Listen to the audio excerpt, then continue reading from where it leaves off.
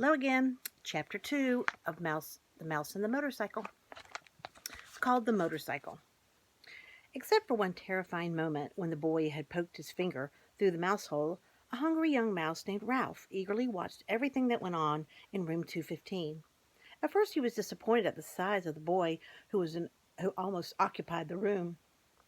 A little child, preferably 2 or 3, would have been better. Little messy children were always considerate about leaving crumbs on the carpet. Oh well, at least these people did not have a dog. If that was one thing Ralph disliked, it was a snoopy dog.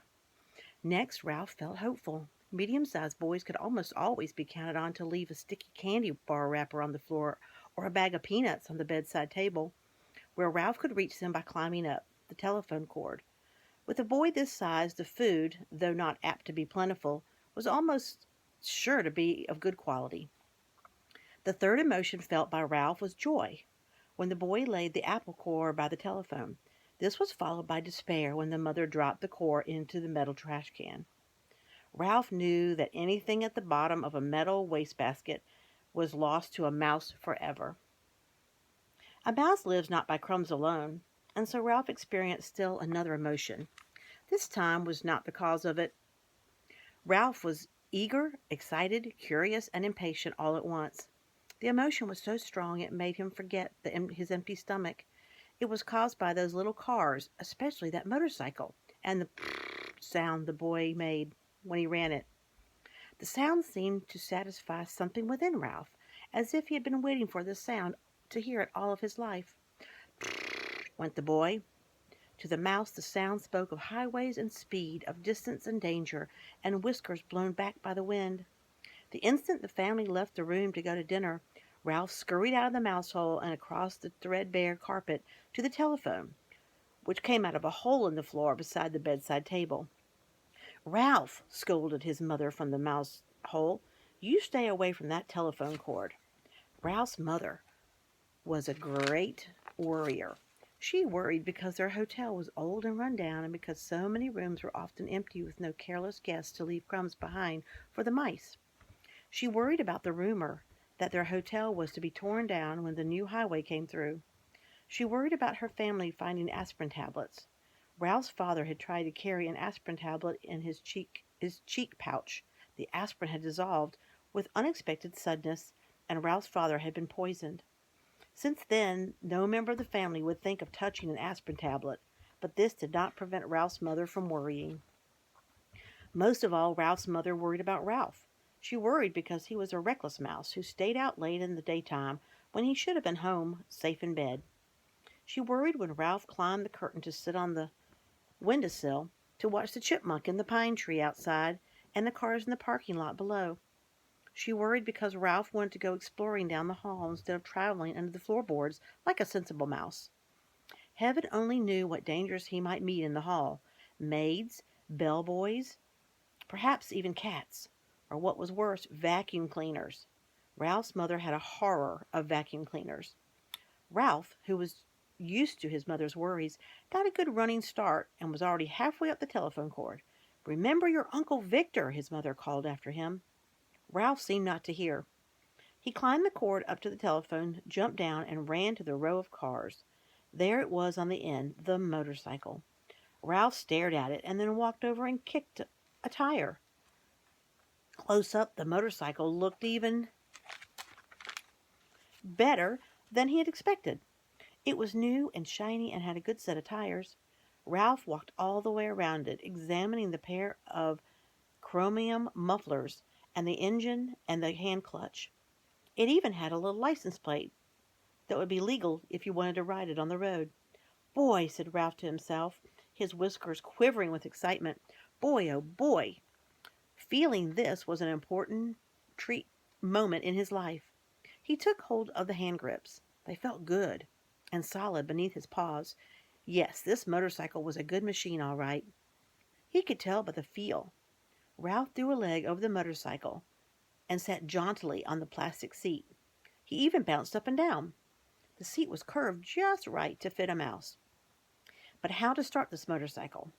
Ralph did not know how, and even if he did know how to start it, he could not do much riding here on the bedside table. He considered pushing the motorcycle off onto the floor, but he did not want to risk damaging it. It was a valuable machine. Ralph bounced up and down on the seat a couple more times and looked around for some way to start the motorcycle. He pulled at a lever or two, but nothing happened. Then a terrible thought spoiled his pleasure. This was only a toy. It would not even run at all. Ralph, who had watched many children in room 215, had picked up a lot of information about toys. He had seen a boy from Cedar Rapids throw his model airplane on the floor because he did not want to make its plastic parts fit properly. A little girl had burst into tears and run sobbing to her mother when her doll's arm had come out of the socket.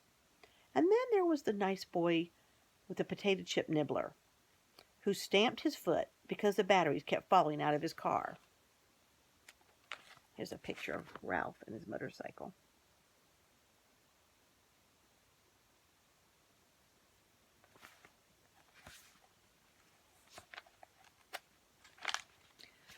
But this toy could not be like all those other toys he had seen. It looked too perfect with its wire spokes on its wheels and its pair of shiny chromium exhaust pipes. It would not be right if it did not run. It would not be fair at all. A motorcycle that looked as real as this one had to run. The secret of making it run must be perfectly simple if only Ralph had someone to show him what it was. Ralph was not satisfied just sitting on the motorcycle. Ralph craved action. After all, what was a motorcycle if it wasn't action? Who needed motorcycle riding lessons? Not Ralph. He tried pushing himself along with his feet. This was not nearly fast enough, but it was better than nothing.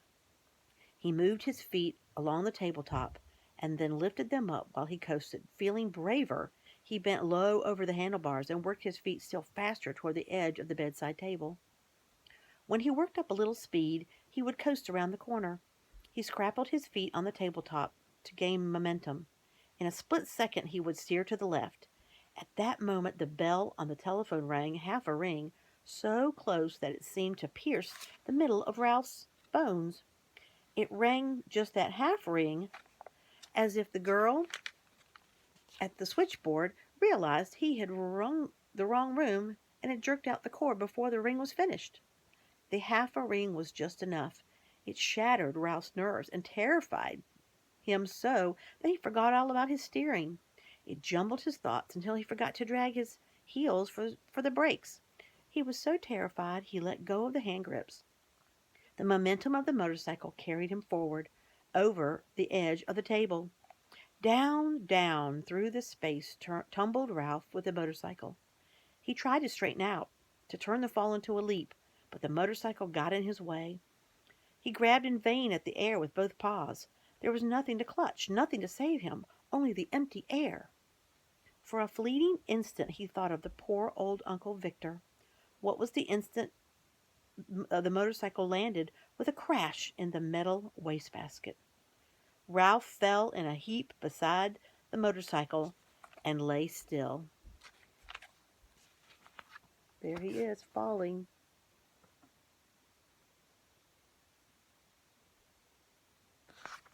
And that is the end of chapter 2.